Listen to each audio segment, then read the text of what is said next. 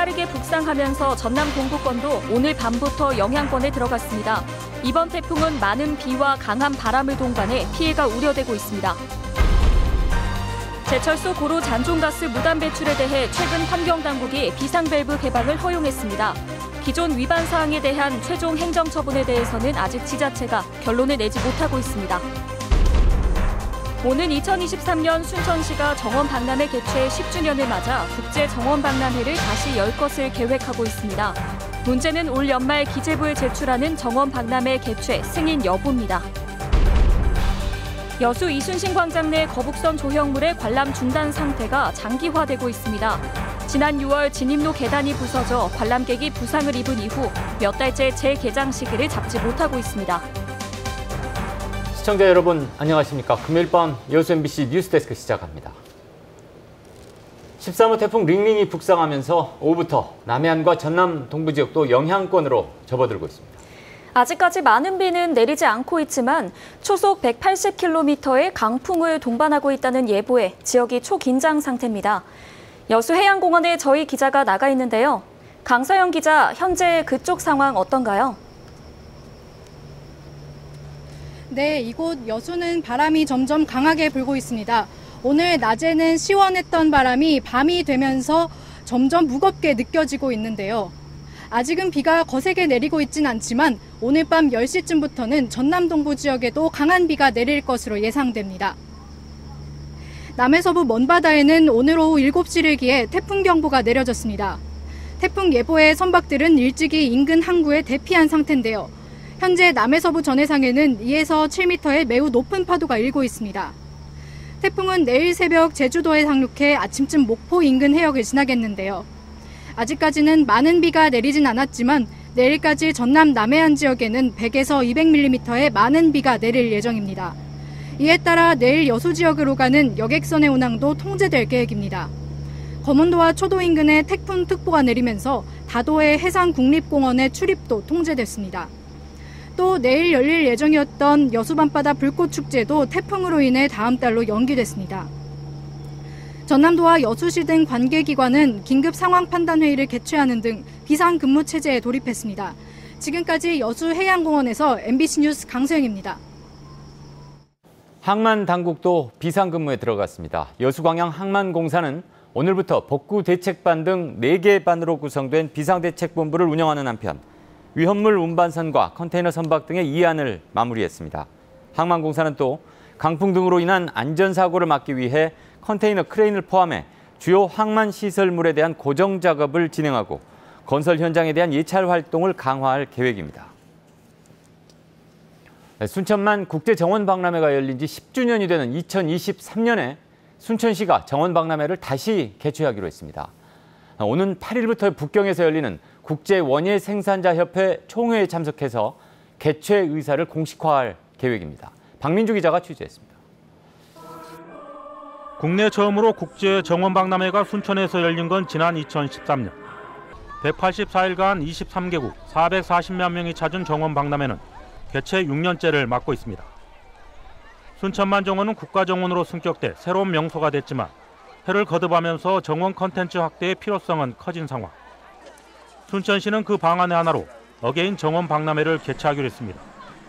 정원박람회 개최 10주년이 되는 오는 2023년 국제규모의 정원박람회를 다시 열겠다는 겁니다. 2023년은 순천만 국제정원박람회를 개최한 지 10년 차이기 때문에 국가정원의 변한 모습과 그리고 국가정원의 문화와 예술 그리고 약간의 리뉴얼을 통해서 정원박람회 개최를 갖다가 지금 협의 중에 있습니다. 순천시는 오는 8일 중국 북경에서 열리는 국제원예생산자협회 AIPH 총회에 참석해 2023년 정원박람회 개최 의사를 밝히기로 했습니다. 변수는 올 연말 기재부에 제출하는 2023년 국제정원박람회 개최 승인 여부입니다. 때문에 순천시는 산림청과 전라남도 공동 개최를 협의하고 있습니다. 정원박람회를 통해 정원의 도시라는 브랜드를 만든 순천시. 2023년 어게인 정원박람회 개최 여부에 관심이 커지고 있습니다. MBC 뉴스 박민주입니다. 여수 화태와 백야 구간 도로 개설을 위한 정부 예산안의 최종 확정 여부가 주목됩니다. 바른미래당 주승용 의원에 따르면 화태와 백야를 잇는 국도 77호선 개설을 위해 내년 정부 예산안에 200억 원의 사업비가 반영돼 예산이 국회에서 확정되면 여수 돌산부터 고흥 영남까지를 42km로 단축시키는 교량 완성이 가시화됩니다. 현재 이 구간에는 4곳의 연도교 건설이 추진되고 있으며 올해 초 예비 타당성 조사가 면제돼 사업이 탄력을 받고 있습니다. 제철소 고로 잔존가스 무단 배출에 대해 최근 환경당국이 비상밸브 개방을 허용하기로 했지만 모든 문제가 해결된 것은 아닙니다. 기존의 위반 사항에 대한 최종 행정처분 여부를 두고 지자체가 결론을 내지 못하고 있습니다. 문영철 기자입니다. 고로 비상밸브인 브리더를 통해 오염물질을 무단으로 배출했다며 전라남도가 광양제철소에 조업정지 10일을 사전 통보한 건 지난 4월. 곧이어 경상북도도 포항제철소에 같은 내용의 행정처분을 예고했습니다. 하지만 실제 처분으로는 이어지지 않았습니다. 환경부 민관협의체의 논의 결과까지 지켜보겠다는 이유에서입니다. 협의체는 최근 제철소가 변경 신고 절차를 거치는 등 일정 요건을 갖출 경우엔 브리더 개방을 허용하기로 했습니다. 그런데 공식 발표가 끝난 이후에도 두 지자체는 최종 행정처분 여부를 두고 갈팡질팡하는 모습입니다. 소급해서 하는 것도 맞다. 라는 소급할 필요는 없다. 라는 의견들이 분분하거든요. 다시 한번 그 관련된 도, 3개 도와 환경부가 재협의를 한 이후에 반면 현대제철에 대해 일찌감치 조업정지 10일을 확정했던 충청남도는 행정처분을 철회하지 않겠다는 뜻을 분명히 하고 있습니다. 민관협의체의 결론은 앞으로 적용될 정책일 뿐 과거의 불법 행위가 정당화될 수는 없다는 겁니다. 앞으로 개방하는데 법적으로 문제가 없다고 하지만 그 이전의 사항은 산행법상 위반이 있는 게 처분을 계속 가야죠. 환경단체 역시 기존의 위법 행위에 대해 책임을 묻는 것은 당연하다며 지자체의 결단을 촉구하고 있는 상황. 이런 가운데 환경부는 행정처분은 지자체의 권한이지 자신들이 직접 관여할 문제는 아니라며 일단 표면적으로는 분명하게 선을 그었습니다. 지자체가 그 권한을 갖고 있기 때문에 협의체 결과를 종합적으로 고려해서 지자체에서 그 기존 처분에 대해서도 조치를 취할 것으로 알고 있습니다.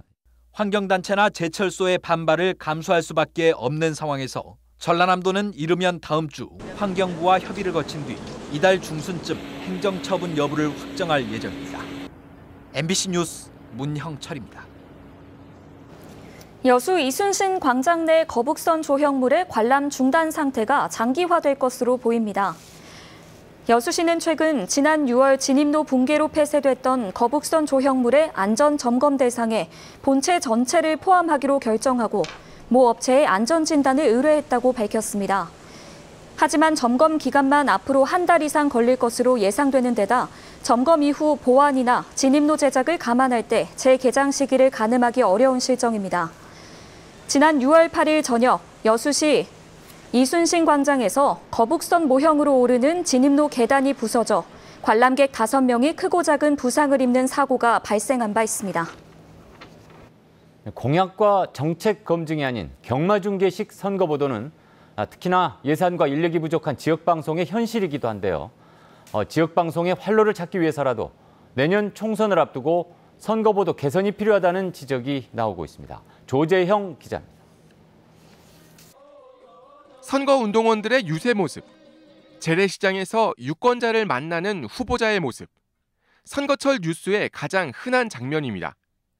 후보자 동정을 따라가거나 기계적 균형을 맞추기 위해 모든 후보 공약을 나열해주거나 특히 지역방송의 경우 예산과 인력 부족 탓에 경마식, 나열식 선거보도에 머물면서 유권자들이 선거보도를 외면하고 있습니다. 공약을 검증한다고 하는데 공약이 과연 검증을 할 수 있는 것인지 출입처 기자 한 명이. MBC 경남이 진행한 지난 4.3 창원 보궐선거 개표방송입니다. 유튜브 라이브를 통해 4시간여 동안 진행된 이 방송은 기자 3명이 보이는 라디오 형식으로 진행했는데 최대 접속자 수가 19,000명, 누적 37만 회의 조회수를 기록했습니다. 서울방송에서 보궐선거 이슈를 메인 뉴스에서만 다루고 자막 중계만 하자 자세한 개표 현황이 궁금한 시민들이 관심을 보인 겁니다. 이런 새로운 시도를 포함해 지역방송이 활로를 찾기 위해선 선거 보도에 대한 고민이 필요하다는 목소리가 나오고 있습니다. 지역 방송의 새로운 활로로 유튜브 콘텐츠 실시간 중계를 활용한 개표 방송, 또 이 밖에 다양한 선거 어떤 그 뉴스를 전달할 때 제한된 분량을 좀 더 많은 어떤 시간으로 보도하려면은 현재 기계적 형평성과 정치적 중립성만을 강조하는 현행 선거보도 심의 규정의 개선 필요성도 제기되고 있습니다. 언론사 자율 심의를 확대, 적극적인 선거방송을 유도하기 위한 논의가 필요하다는 겁니다. 현 제도 하에서 이 선거방송 심의, 단적인 예를 들면 선거방송 심의를 어떻게 구성해서 끌고 나가야 될 것이냐는 정치권이라든가 시민사회라든가 현업이라든가 같이 좀 의견을 모아서 바람직한 방안을 도출해내야 된다고 이렇게 생각합니다. 지역 방송이 선거 보도를 얼마나 충실히 취재 보도하느냐는 지역사회 민주주의 성숙도와 직접 연결된다는 점에서 내년 총선을 앞두고 지역 방송의 고민과 철저한 준비가 요구된다는 자성의 목소리도 나왔습니다. MBC 뉴스 조재영입니다. 2019 여수 국제 아트 페스티벌이 다음 달 6일까지 31일간의 일정으로 여수 세계 박람회장에서 개막됐습니다. 오늘 오후 엑스포 디지털 갤러리 내 전시실에서는 참가 예술인과 지역 관계자 등이 참석해 올해 페스티벌의 방향과 의미에 대해 공유하는 개막 행사가 개최됐습니다. 더 적음과 더 많음을 주제로 열리는 이번 아트 페스티벌에는 10개국 작가 52명의 예술작품 256점이 전시되며 관람 시간은 오전 10시부터 오후 6시까지입니다. 대기오염물질 불법 배출과 관련해 지역 시민단체와 정치권이 정부의 개선 대책을 제안했습니다. 여수산단 유해물질 불법 배출 범시민대책위원회와 주승용 국회 부의장, 최도자 의원은 오늘 이낙연 총리와 면담을 갖고 불법 배출 사태에 대한 철저한 진상조사와 관련자 엄중처벌, 배출 기준 강화 등 5가지 개선 대책을 요청했습니다. 이에 대해 이낙연 총리는 제안 사항을 면밀하게 검토한 뒤 관계 부처와 협의를 통해 적극적으로 추진하겠다는 뜻을 밝혔습니다. 순천시는 한국가상증강현실산업협회와 순천형 실감 콘텐츠 플랫폼 육성 업무 협약 MOU를 체결하고 순천시 인력 양성과 제작 지원을 위한 VR, AR 제작 거점 센터 건립에 나서기로 했습니다. 또 순천형 콘텐츠 발굴을 위한 콘텐츠 마켓 운영 등의 상호 협력 체계를 강화하기로 했습니다. 여수시 도시관리공단 제2대 이사장에 김태규 전 여수시 자치행정국장이 취임했습니다. 김 이사장은 1978년 공직에 입문해 여수시 세계박람회 지원단장과 기획경제국장, 자치행정국장 등을 역임했습니다. 김 이사장은 지역사회와 시민의 눈높이에 맞는 윤리 경영에 중점을 두고 시민 서비스에 만전을 기하겠다고 취임 포부를 밝혔습니다.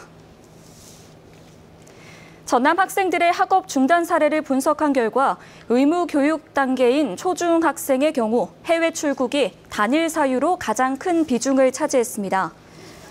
전남도의회 교육위원회 이혁재 의원에 따르면 올해 학업을 중단한 전남 초등학생 306명 가운데 해외 출국이 187명이고 중학생은 184명 가운데 64명으로 분석돼 다문화 학생들의 귀국 사례가 상당수 포함됐을 것으로 추정됩니다.